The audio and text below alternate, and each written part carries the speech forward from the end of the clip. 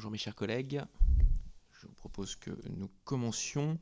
Nous sommes aujourd'hui réunis pour examiner le projet de rapport de notre collègue Julie Delpech sur le projet de loi de finances pour 2024. Celui-ci vous a été transmis vendredi dans l'après-midi. Aussi, j'espère que vous aurez pu avoir le temps d'en prendre connaissance. Avant de passer à notre ordre du jour, permettez-moi de vous rappeler que notre prochaine réunion se tiendra mardi prochain, le 7 novembre, à la même heure et dans la même salle pour l'audition de Madame Bérangère Couillard, ministre déléguée auprès de la Première ministre, chargée de l'égalité entre les femmes et les hommes et de la lutte contre les discriminations. Madame la rapporteure, chère Julie, je tiens tout d'abord à vous féliciter pour cet excellent travail et pour l'ensemble des recommandations que vous y formulez pour améliorer la visibilité et le pilotage de la politique d'égalité. Nous commencerons l'examen par une présentation de votre part des grandes lignes de votre rapport et des recommandations que vous avez pu y formuler. Je laisserai ensuite la parole aux oratrices, orateurs de groupe, avant de laisser les autres membres qui le souhaiteraient s'exprimer à leur tour. Madame la rapporteure, vous avez la parole. Merci, Monsieur le Président. Mes chers collègues, comme elle le fait traditionnellement, notre délégation s'est une fois de plus saisie cette année de la seconde partie du projet de loi de finances et plus particulièrement de deux de ses annexes.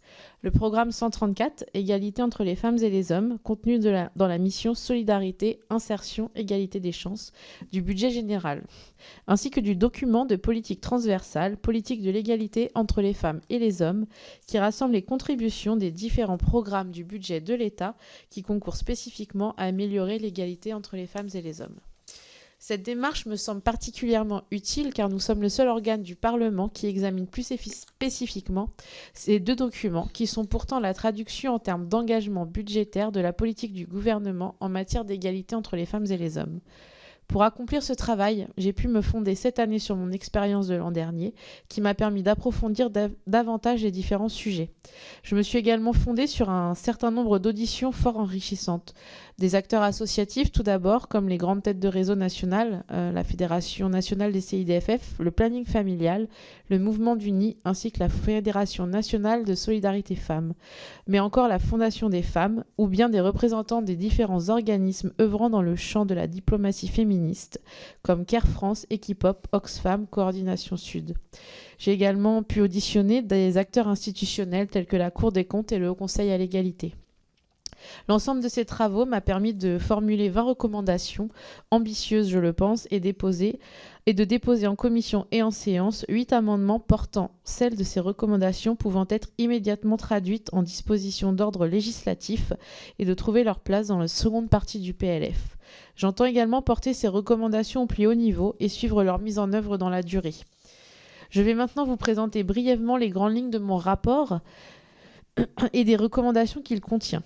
Sur le programme 137 tout d'abord, celui-ci inscrit cette année 76 millions d'euros en autorisation d'engagement comme en crédit de paiement, ce qui représente une nouvelle hausse de 22% en autorisation d'engagement et 16% en crédit de paiement. Depuis 2017, la hausse des crédits du programme 137 est donc de 155%, ce qui dénote un effort certain en faveur de ce programme composé très majoritairement de dépenses d'intervention en faveur du tissu associatif féministe. Cette hausse est cette année très largement portée par la création d'une nouvelle action dans le programme l'action 26, qui correspond à la mise en œuvre de l'aide universelle d'urgence aux victimes de violences conjugales. Cette action est créditée de 13 millions d'euros, montant dont il est encore difficile d'apprécier la pertinence, puisque les décrets d'application ne sont pas encore parus. Certains éléments nous ont été fournis par le directeur général de la cohésion sociale lors de son audition devant notre délégation. En particulier, l'aide prendrait la forme d'une avance remboursable à partir du moment où la victime aurait des ressources supérieures ou égales à 1,5 SMIC. Ce plancher m'a semblé trop bas. C'est pourquoi je recommande de circonscrire au maximum les cas dans lesquels l'aide universelle d'urgence devra être remboursée par la victime en prévoyant un plancher de ressources au minimum égal à 2 SMIC et en formant largement les magistrats afin qu'ils aient le réflexe de prononcer la peine complémentaire imputant ce remboursement à l'auteur des faits. C'est la recommandation numéro 1. Mis à part la mise en œuvre de cette aide, le programme 137 prévoit une nouvelle augmentation des moyens des CIDFF à hauteur de 1,7 million d'euros supplémentaires. Je salue cette initiative qui vient soutenir plus fortement leur approche holistique de l'autonomie des femmes. Les autres structures qui accueillent les femmes en difficulté voient leur soutien reconduit, en particulier les EVARS et les associations qui accompagnent les femmes en situation de prostitution. Il m'a semblé que ce soutien devrait être renforcé, à la fois du fait du contexte inflationniste et de la montée en charge de leur mission. Aussi ai-je formulé à cet égard plusieurs recommandations. Afin de ne pas réduire le pouvoir d'achat déjà faible des personnels associatifs, augmenter chaque année, au moins au niveau de l'inflation, la part des crédits consacrés au tissu associatif en lui permettant d'assurer la rémunération de ces personnels, c'est la recommandation numéro 2. Augmenter le soutien aux espaces de vie affective, relationnelle et sexuelle, les EVARS, pour leur permettre de continuer à assurer leur mission essentielle d'accueil, d'éducation et de prévention. C'est la recommandation numéro 3. Assortir les accroissements de l'enveloppe de l'aide financière à l'insertion sociale, la FIS, du financement de moyens humains associatifs permettant d'accompagner les personnes en parcours de sortie prostitution, pour la recommandation numéro 4. Les 2 recommandations que je viens de citer ont fait l'objet d'amendements que j'ai déposés en commission et en séance. De même, je regrette que l'action 23, qui porte notamment les campagnes d'information et de sensibilisation du programme 137, voit ses crédits baisser de 42%, soit 600 000 €. J'ai donc formulé la recommandation numéro 5 et déposé un amendement pour que ce crédit soit restitué au programme. Concernant la présentation du programme telle qu'elle apparaît dans le projet annuel de performance, je souhaiterais également qu'elle fasse apparaître plus clairement les arbitrages budgétaires. Il est en effet difficile de comprendre à la lecture du PAP comment les crédits se répartissent au sein des différentes actions et comment ils évoluent d'une année sur l'autre, notamment s'agissant des crédits en diminution. J'ai donc formulé la recommandation numéro 6 afin que la ventilation des crédits au sein des actions et de leur évolution d'une année sur l'autre apparaisse clairement dans le PAP. Comme l'année précédente, et comme je l'ai mentionné lors de l'audition du DGCS, les objectifs et indicateurs de performance associés au PAP ne sont pas toujours pertinents, ce qui m'a conduite à proposer de compléter ou de remplacer certains, c'est l'objet de la recommandation numéro 7 et de 4 des amendements que j'ai déposés. Plus globalement, les auditions conduites et l'examen minutieux du programme font apparaître un besoin de renforcement du rôle de l'État. L'importante montée en charge du programme depuis 6 ans maintenant implique en effet que son pilotage soit amélioré et renforcé afin d'assurer l'harmonisation des pratiques, l'équité territoriale et la lisibilité des dispositifs pour les usagères. Ceci passe obligatoirement par un renforcement sensible des moyens du SDFE au niveau central et surtout au niveau déconcentré.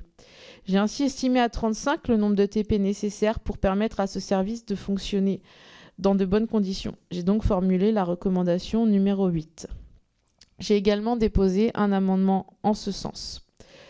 Ce renforcement permettrait de limiter la déperdition des ressources précieuses liées à un certain éparpillement des acteurs et des crédits du programme. En particulier, il permettrait de faire du SDFE un interlocuteur unique du tissu associatif, au moins dans ses relations avec l'État, et d'assurer que les crédits soient distribués de façon transparente et harmonisée.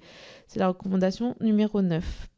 D'avancer plus vite sur la contractualisation pluriannuelle avec les associations, en particulier au niveau local, et de mettre fin autant que possible à la pratique chronophage des appels à projets. Pour ce qui est des autres acteurs tels que l'État, les collectivités territoriales, la CAF, etc., des conférences des financeurs pourraient être réunies et une plateforme unique de demande de subventions pourrait être créée. Renforcer le SDFE permettrait également de lui confier l'amélioration du maillage territorial plutôt qu'aux associations dont ce n'est à mon avis pas le rôle, l'État devant rester le seul garant de l'équité territoriale.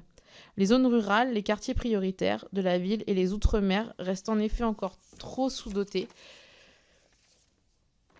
en structures accompagnant les femmes en difficulté avec les conséquences parfois dramatiques que l'on connaît. Rappelons que près de la moitié des féminicides sont commis dans la ruralité. A l'inverse, des initiatives multiples et non concertées peuvent conduire sur certains territoires à des transferts de crédits qui peuvent mettre en péril les associations y œuvrant de longue date et déstabiliser les femmes qu'elles accompagnent et qui leur font confiance. Pour cette raison, le déploiement de la Maison des femmes ou du Pack Nouveau Départ doivent selon moi se faire après l'élaboration de diagnostics territoriaux et en lien avec les associations déjà présentes et dont l'action a prouvé son efficacité. C'est l'objet de ma recommandation numéro 12. Toujours dans l'intérêt des usagères, il me semble qu'un site internet national unique, tel que celui qui existe pour les violences mais qui devrait être étendu aux autres problématiques comme l'accès aux droits ou l'insertion professionnelle, devrait être déployé.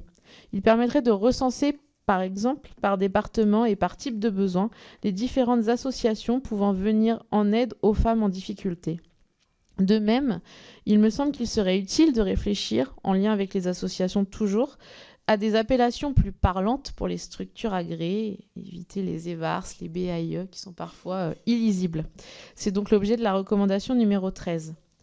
J'en viens maintenant au document de politique transversale qui a été déposé assez tard cette année, ce que je mentionne dans mon rapport en formant le vœu qu'il soit déposé bien plus tôt lors des prochains exercices.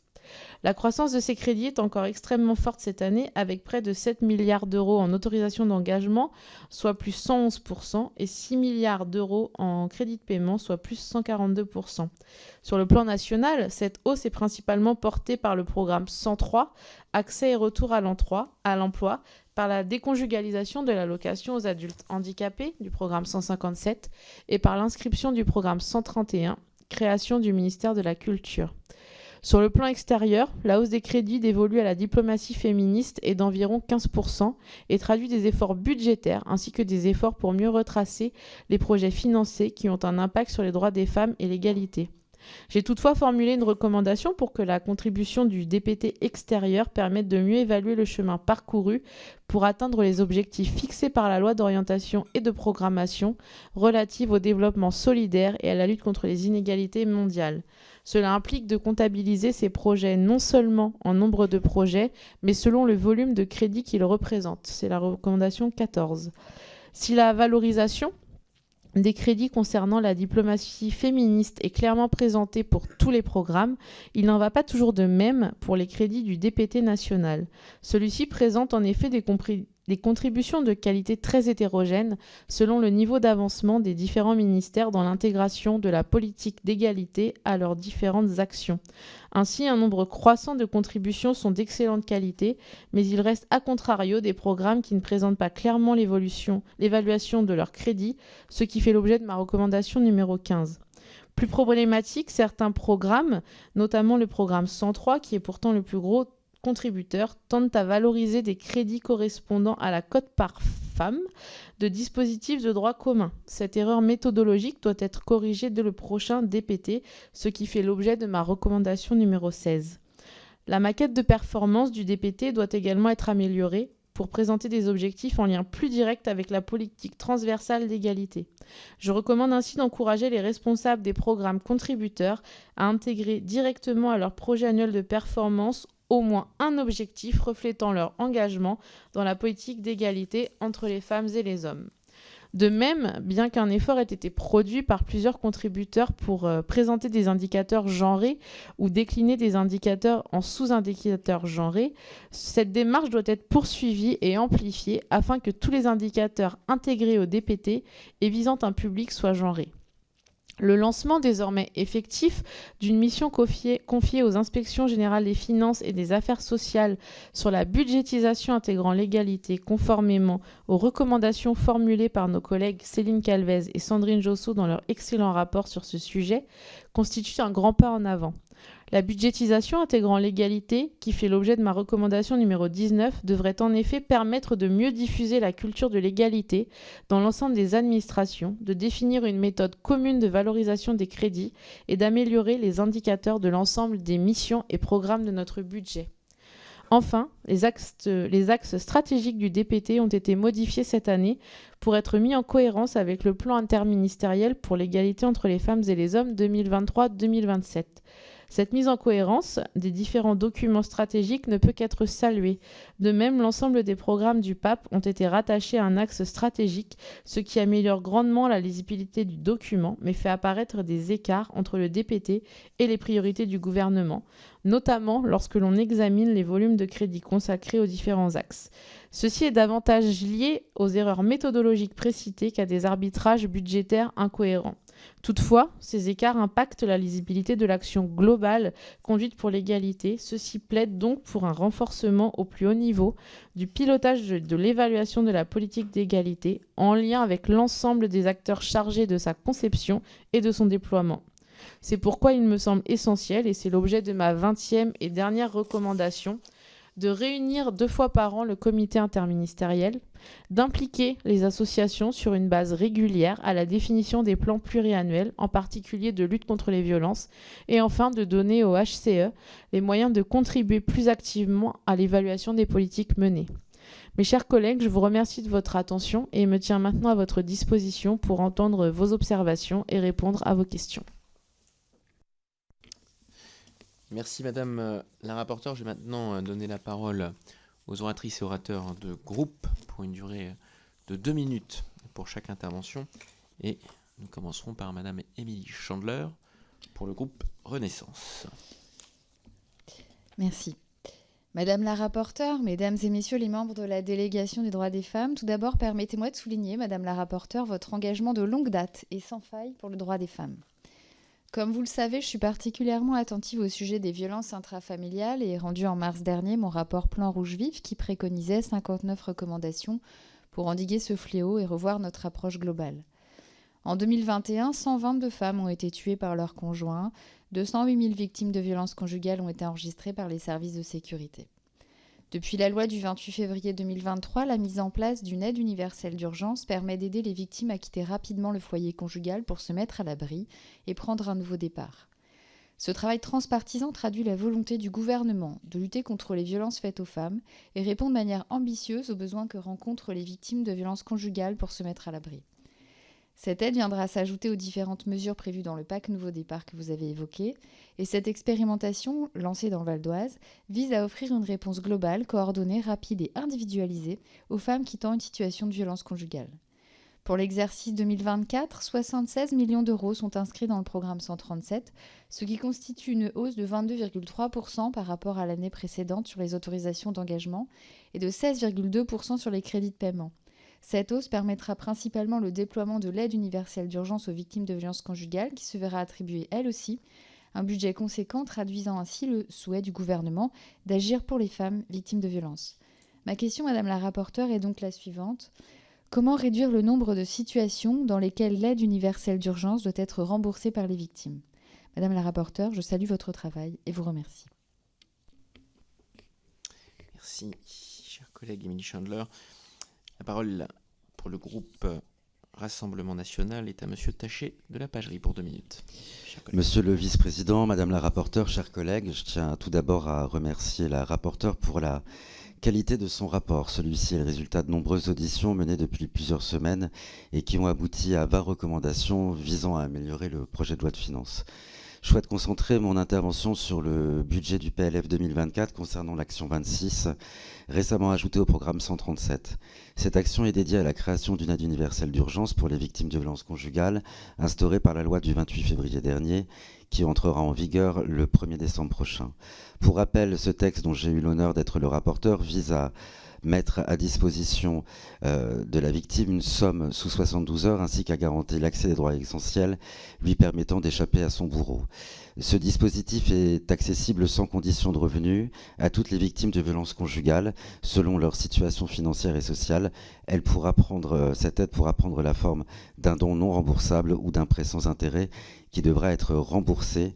La loi prévoit aussi que ce remboursement peut être imputé à la hauteur des faits dans le cadre d'une peine complémentaire prononcée par le juge.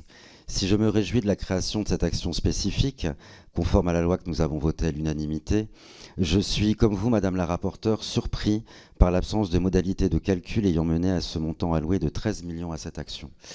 L'absence de décret d'application à quelques semaines de l'entrée en vigueur de la loi, alors qu'ils étaient attendus pour début octobre, contribue à ce manque de clarté et compromet de facto la capacité de la délégation à se prononcer sur son montant. Dès l'examen du texte, j'avais pourtant insisté auprès de l'ancienne ministre Rome sur la nécessité de budgéter cette mesure de façon adéquate. Elle m'avait alors demandé de m'en remettre à la confiance dans le gouvernement. Je souhaite donc insister sur l'action essentielle de notre délégation pour encourager le gouvernement à allouer un budget ambitieux et transparent pour la mise en œuvre effective de cette aide qui est cruciale pour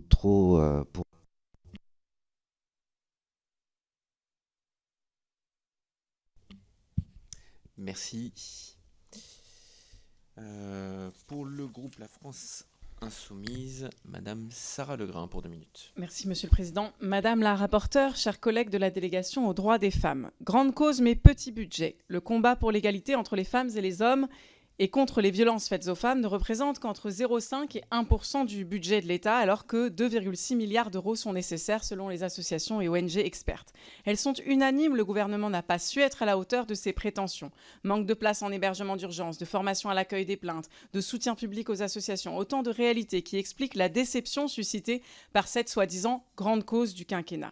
Alors j'aimerais que nous, membres de cette délégation aux droits des femmes, nous soyons en capacité de porter la voix de ces associations. Mais nous ne les auditionnons même pas publiquement. Nous n'avons même pas été autorisés par Madame la Présidente Rioton à auditionner publiquement la Cour des comptes, qui avait pourtant rendu un rapport très critique sur l'action du gouvernement en la matière. Madame la rapporteure, je ne veux pas remettre en cause votre travail personnel sur le sujet, mais je regrette que les travaux de cette délégation ressemblent à une chambre d'enregistrement de la minorité présidentielle et donc parfois à des numéros contraints de félicitations de l'action du gouvernement. Nous sommes ici sommés d'adopter un rapport sans débat, sans possibilité d'amendement et sans réelle valeur politique. À la veille d'un 49.3 qui permettra au gouvernement de s'essuyer les pieds sur les travaux du Parlement, nous pourrions défendre notre dignité de députés féministes et faire vivre ici un peu de démocratie parlementaire.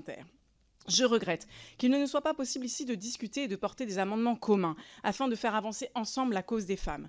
Pire, certaines contribuent à rejeter des amendements féministes de certaines d'entre nous dans les différentes commissions, comme par exemple vous, Madame la rapporteure Delpech, avez rejeté ceux de ma collègue Élise Le Boucher en commission des Affaires étrangères. Alors en novembre, lors de notre niche parlementaire, je défendrai pour le groupe LFI une proposition de loi visant à déconjugaliser l'allocation de soutien familial. C'est une toute petite première mesure, un premier pas pour défendre les mères isolées. À défaut d'être intégrée dans le budget, à défaut d'obtenir le soutien de tous les membres de cette délégation, je pense qu'elle devrait à minima donner lieu à un examen et à un débat de cette délégation aux droits des femmes, comme dans la commission des affaires sociales. J'en fais donc la demande, Madame la rapporteure, ainsi qu'à Madame la présidente Rioton. Je vous remercie. Merci, chers collègues. Et je me permets tout de même d'apporter un élément de réponse. Les auditions étaient bien ouvertes à tous les collègues et à tous les députés qui voulaient y participer.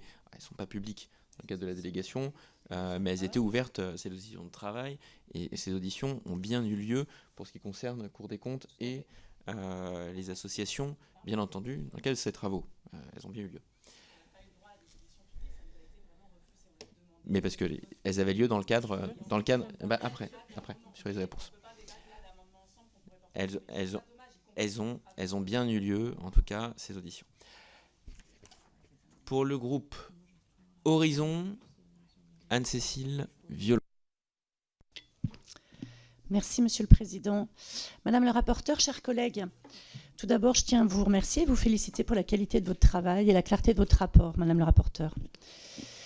Dans ce rapport, vous mentionnez 2 leviers qui devraient permettre d'améliorer le document de politique transversale et le pilotage de la politique qu'il porte. Ainsi, pour répondre à cet enjeu, vous proposez 2 recommandations, dont la 20e que vous avez évoquée, qui a pour objectif de renforcer le pilotage de la politique transversale d'égalité en réunissant 2 fois par an le comité interministériel, en impliquant les associations sur une base régulière à la définition des plans pluriannuels, en particulier de lutte contre les violences, et en permettant au HCE de contribuer plus activement à l'évaluation des politiques menées.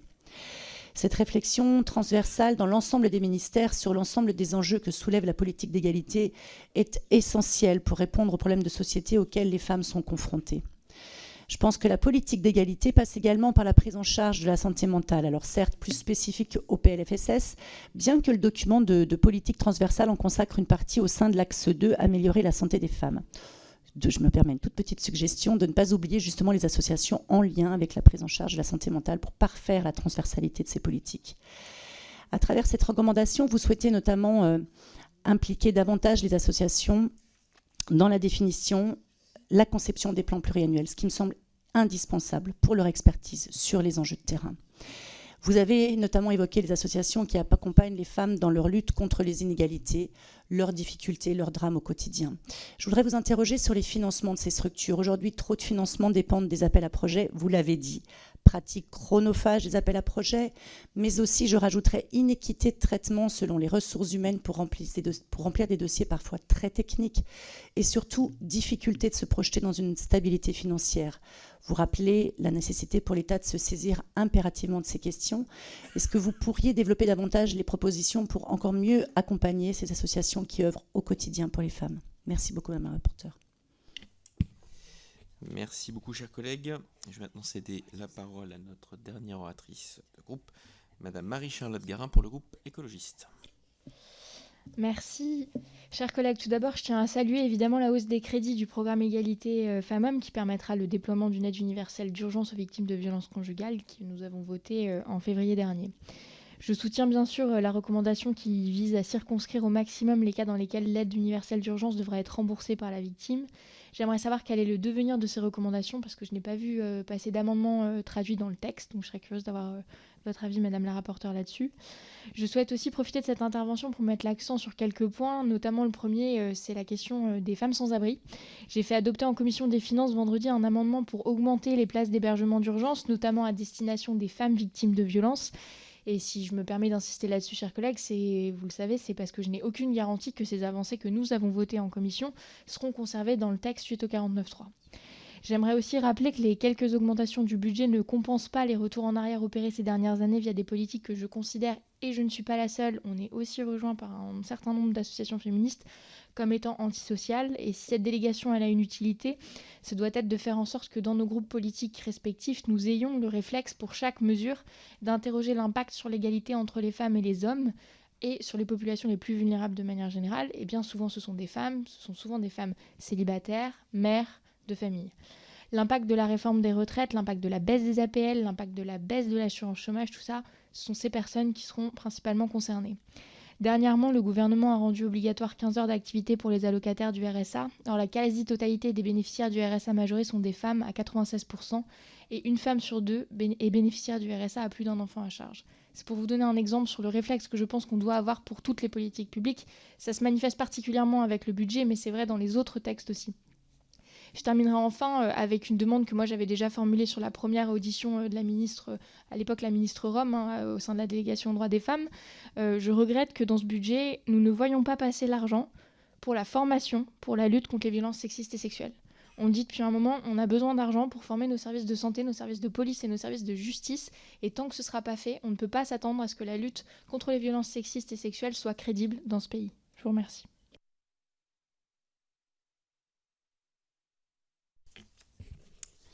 Merci beaucoup. Madame la rapporteure, des éléments de réponse. Merci, Monsieur le Président. Alors, dans l'ordre, effectivement, sur Madame Chandler, votre question sur les situations, dans quelles situations comment réduire effectivement le nombre de situations où les femmes seraient amenées à rembourser l'aide universelle d'urgence. Il y a un enjeu important de formation des magistrats. Effectivement sur ce point, et puis également prévoir un plancher à 2 SMIC au lieu de 1,5 comme proposé dans l'amendement. Je vous réponds tout de suite, Madame Garin. J'ai déposé les amendements en commission. J'ai malheureusement, à cause d'un imprévu en circonscription, pas pu venir les défendre, mais ils sont redéposés en séance. Donc j'hésiterai pas à vous les transmettre si vous souhaitez quand ils seront déposés. Alors notre collègue du Rassemblement national est parti, effectivement, on a alerté lors de l'audition le DGCS sur le fait que les décrets n'étaient toujours pas parus, et puis également sur une explication pour le montant de 13 millions. Moi j'ai échangé avec la ministre qui m'a également indiqué que si voilà, ce montant on avait besoin de plus, on pourrait évidemment s'adapter. Juste je vous réponds sur le fait qu'on n'ait pas auditionné la Cour des comptes en public, dont je ne réponds pas à la place de la présidente. En revanche, l'audition que j'ai menée moi avec la Cour des comptes vous est ouverte à toutes et tous, et je le fais à chaque audition. Je laisse la parole aux députés qui assistent aux auditions. Donc voilà, vous n'étiez pas connectés, mais évidemment si vous l'aviez été, je vous aurais laissé la parole. Et puis moi je rebondis sur le fait que c'est pas forcément sur des auditions publiques qu'on travaille les amendements. Donc voilà, mais en tout cas, vous auriez été la bienvenue à cette audition de la Cour des comptes. Sur le financement des structures trop chronophages, effectivement, on se rejoint. C'est pour ça que j'ai souhaité proposer, moi, dans ce rapport, une plateforme unique pour déposer les demandes. Et puis également, on souhaite que puisse être mise en place une conférence des financeurs, ce qui permettrait, moi, j'ai vraiment à souhait qu'à terme, on puisse harmoniser les demandes de subventions et que ça permette aux associations de ne faire qu'un dossier, ou alors un dossier commun, et puis des annexes peut-être en fonction des différents financeurs. Mais voilà, c'est un vrai sujet c'est une vraie demande. Et puis, on a également la déclinaison des CPO au niveau local, que ça ne soit pas juste au niveau national. Donc, je vous rejoins, c'est extrêmement difficile, ça demande beaucoup de temps et c'est des associations avec des bénévoles.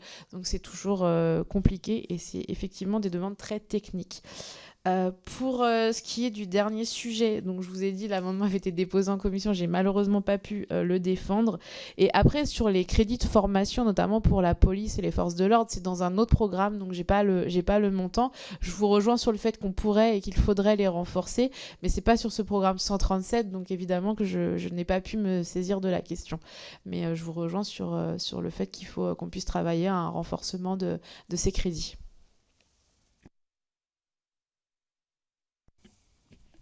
Merci Madame la rapporteure. J'ajouterai un point bien pris, en tout cas du côté de la commission des lois, pour la lisibilité, et peut-être poser ma collègue au moins Sarah Tanzili et Émilie Chandler de la commission des lois pour voir si nous pourrons remonter cette question côté commission des lois également. Mais la visibilité dans le DPT serait plutôt une bonne chose, bien entendu. Est-ce qu'il y a des questions? Je sais que j'ai vu la main de notre collègue Amélia Lacrafi. Alors, Myriam en premier. Voilà, Amélia, c'est vous. Madame Lacrafi. Merci Monsieur le Président, merci Madame la rapporteure, et je tiens à l'instar de mes collègues à saluer le travail extrêmement fouillé que vous avez mené à l'occasion de ce rapport d'information sur les crédits dévolus à l'égalité entre les femmes et les hommes de la seconde partie du projet de finances pour 2024. Je veux aussi vous remercier pour le plaidoyer qui apparaît en filigrane de ce rapport en faveur de davantage de clarté, de transparence, mais aussi de coordination des crédits et des dispositifs de cette politique publique qui nous est chère à toutes et à tous dans cette enceinte et qui demeure pour le deuxième quinquennat consécutif la grande cause nationale. Comme vous le pointez très clairement, toute la chaîne d'intervention semble subir des effets négatifs de cet éparpillement et au bout du compte, c'est une certaine idée de l'efficacité de l'action publique qui est mise à mal. Pire que tout, cet éclatement est source de complexité pour les acteurs associatifs, dont on connaît le rôle essentiel, et pour les usagères et les usagers en termes de lisibilité et donc d'accès à leurs droits. Nous sommes nombreux au sein de cette délégation et au-delà à appeler de nos vœux un effort de coordination, de pilotage et de clarté de présentation des moyens alloués à la politique d'égalité femmes-hommes. Vous-même, vous l'aviez notifié dans votre précédent rapport budgétaire et il est effectivement regrettable que l'augmentation notable des crédits soit finalement quelque peu diluée dans cette complexité. Vous porterez en séance 2 amendements de nature à pallier ces difficultés. Le premier concerne le rétablissement plein et entier sur une ligne budgétaire cohérente du budget de communication dédié aux politiques d'égalité. Le second concerne le renforcement des moyens du service des droits des femmes et de l'égalité entre les femmes et les hommes, qui joue un rôle de coordination notamment au niveau territorial. Les membres de la majorité de la délégation les soutiennent sans réserve. Selon vous, comment, et selon votre expertise du sujet, pourrions-nous aller encore plus loin pour gagner en lisibilité et surtout en compréhension de cette politique publique et de sa déclinaison? Je vous remercie, chers collègues. Et une deuxième question de la part de Madame Mireille Clapeau, avant de redonner la parole tout à l'heure à Madame Garin. Je prends peut-être les 3 questions et je laisserai la rapporteure vous apporter les éléments. Merci, Monsieur le Président. Merci, Madame la rapporteure. Comme vous le savez, je suis particulièrement intéressée par les droits des femmes à l'international et donc par notre diplomatie féministe. Donc, chers collègues, j'ai bien regardé votre rapport dont je salue la qualité. Et je ne sais pas à la lecture de votre rapport s'il faut voir le verre à moitié plein ou à moitié vide. On voit pour cette cause qui nous est chère des crédits qui sont stables. Avec, je pense au programme 209, on voit quand même 458 millions d'euros en autorisation d'engagement et 260 millions d'euros en crédit de paiement. Une action significative qui est faite en direction de ONU Femmes. En revanche, comme vous le signalez, le fonds de soutien aux organisations féministes qui faisait l'objet d'engagement, apparemment, voit son budget reconduit à 134 millions d'euros. Donc, que faut-il en penser ? Et puis, donc, je voudrais juste terminer en disant que nous avons une pensée pour toutes nos sœurs en Afghanistan, en Iran, au Sahel, Également aux USA, en Pologne, ce n'est pas des problèmes de même nature, mais les femmes en Iran sont menacées, battues, emprisonnées. Les femmes en Afghanistan sont interdites de tout, d'étudier, de travailler, de sortir de chez elles. Et nous avons vraiment le devoir de les soutenir. Je vous remercie. Merci Madame Clapeau. Madame Garin. Oui, 2 petites questions par rapport à ce qui vient d'être dit. Est-ce que, est-ce que vous avez des garanties quant au maintien de vos amendements? C'est la première question. Et deuxième question, qui est plutôt une question de réflexion pour l'ensemble des membres de la délégation, et peut-être qu'on aura l'occasion d'en reparler en bureau et d'y réfléchir. Est-ce qu'il serait peut-être envisageable que pour les budgets l'année prochaine, on ait un temps de travail collectif pour déposer des amendements communs? Parce que typiquement, l'amendement que vous n'avez pas pu défendre vendredi, je pense que d'autres membres de la délégation aux droits des femmes auraient pu le faire à votre place. Mais je ne suis pas sûre d'avoir votre attention. Si. Ça marche. Je voyais que le président, parce que je pense que c'est à lui de répondre sur ce sujet au nom de la délégation. Comment aller plus loin sur la lisibilité, Madame Lacrafi? Comme je disais, il faut vraiment qu'on puisse s'appuyer sur l'expertise de nos associations. C'est elles qui connaissent le mieux leur territoire. Et c'est pour ça qu'on a demandé aussi à ce que des diagnostics territoriaux puissent être faits sur ce qui existe et qu'on ne perde pas notamment les femmes qui doivent bénéficier de ces dispositifs si ça s'éparpille. Et pour moi, ce diagnostic territorial doit vraiment être fait en lien avec les associations. Et puis évidemment, comme je l'ai souligné, une meilleure coordination aussi de l'État, qu'on puisse vraiment, via le SDFE, piloter tout ça et avoir un maillage territorial peut-être plus cohérent et plus lisible. Sur la diplomatie féministe, donc il y a quand même une hausse de 15%, comme on l'a indiqué. Sur le fonds de soutien, je vais être très transparente, j'ai pas la réponse, mais je vais la chercher et je reviendrai vers vous. Sur le maintien des amendements, je suis en train d'y travailler. Vous pouvez compter sur mon engagement, donc je vais être très transparente. On n'aura pas forcément gain de cause sur l'ensemble des amendements, mais en tout cas, je bataille sur ça. On aura aussi des amendements qui seront repris par le groupe et donc c'est un appui aussi pour que ça puisse être conservé, dans le texte. Donc c'est évidemment quelque chose sur lequel je m'engage et je passe du temps en ce moment. Et je laisse Monsieur le Président répondre sur le travail commun. Merci Madame la rapporteure. Désolé Madame Garin, parce que j'étais en train de vérifier juste par rapport à la question de Madame Clapeau sur justement le renforcement du financement, enfin de la contribution de la France au financement, enfin au fonds de soutien aux associations féministes, sachant que la France est le premier contributeur au monde de soutien à ces associations et qu'une annonce a été faite, ce que je vérifiais, au mois de septembre dernier à l'Assemblée générale de l'ONU, du doublement de ce fonds, donc de le porter à 250 millions d'euros sur les 5 prochaines années, mais à vérifier effectivement la date de départ cette année ou l'an prochain. Donc il faudra que nous voyions avec Madame Chrysoula Zacharopoulou, secrétaire d'État, sur ce point. Et Madame Guérin, sur ce que vous me posez comme question concerne les amendements de délégation aux droits des femmes issus des rapports, je pense que oui, nous pouvons avancer sur un travail collectif dessus. Je remonterai le point à la présidente Véronique Rioton. Je pense qu'on peut avoir un échange en amont des rapports et après les rapports une fois adoptés pour voir si après ça donne lieu à des dépôts conjoints ou des dépôts à l'identique par les différents groupes de la délégation, bien entendu. Et on remonte le point que nous pourrons aborder d'ailleurs lors de la prochaine réunion de bureau, je n'ai pas la date, avec la présidente Rioton. Oui, c'est mieux. Merci. Oui, sur la possibilité d'examiner des propositions de loi, en fait, quelles qu'elles soient, mais qui vont être à l'ordre du jour et qui ont une portée féministe, parce que voilà, notre délégation droits des femmes, elle doit pouvoir se faire entendre en tant que délégation, elle doit pouvoir être un lieu de débat, d'élaboration collective. Il y a par exemple la question des familles monoparentales, elle est un peu sur toutes les bouches en ce moment. Et on doit se saisir de ces questions-là, y compris d'un point de vue législatif, quand des textes arrivent dans des niches ou dans des semaines de l'Assemblée. Donc est-ce que ça, c'est quelque chose qu'on peut envisager? Alors, qui est déjà fait.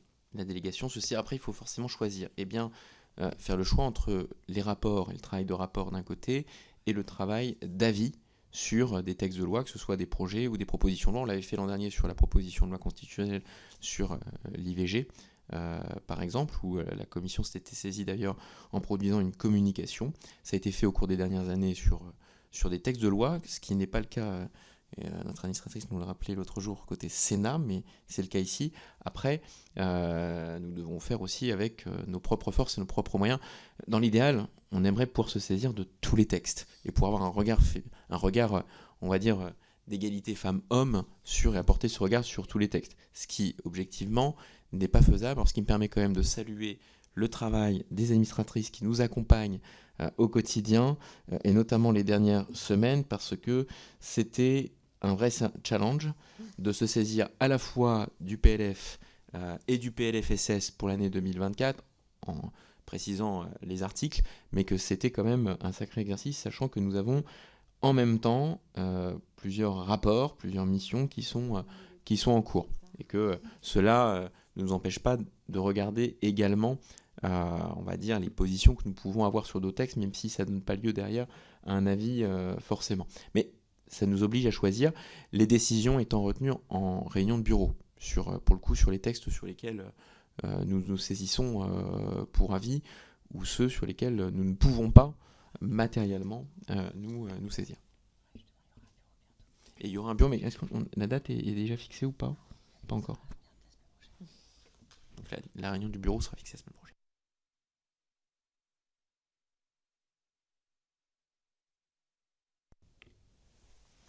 Si pas d'autres questions, je pense qu'il faut procéder au vote sur le rapport que je vais mettre aux voix donc pour son adoption. Qui est contre? Qui s'abstient? Qui est pour? Donc, le rapport est adopté. Je tiens à vous féliciter, chère collègue Julie Delpech, pour ses travaux, et donc il sera publié sur le site de la délégation aux droits des femmes avec la motion adoptée. Et bien entendu, vous pouvez dire un mot, Madame la rapporteure. Merci beaucoup pour votre présence, vos échanges, vos questions.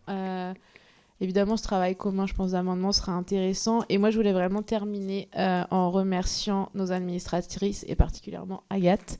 Vraiment, c'est un gros travail avec un accompagnement plus que optimal. Et voilà, elle a toujours la disponibilité importante et donc dans un temps court. Et vous me le rappeliez tout à l'heure, on a organisé les auditions en 1 semaine.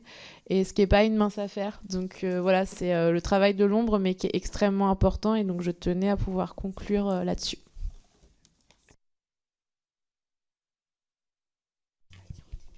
Merci à toutes. Et rendez-vous donc mardi prochain à la même heure, dans la même salle, pour l'audition de Madame Bérangère Couillard, ministre chargée de l'égalité entre les femmes et les hommes. Merci.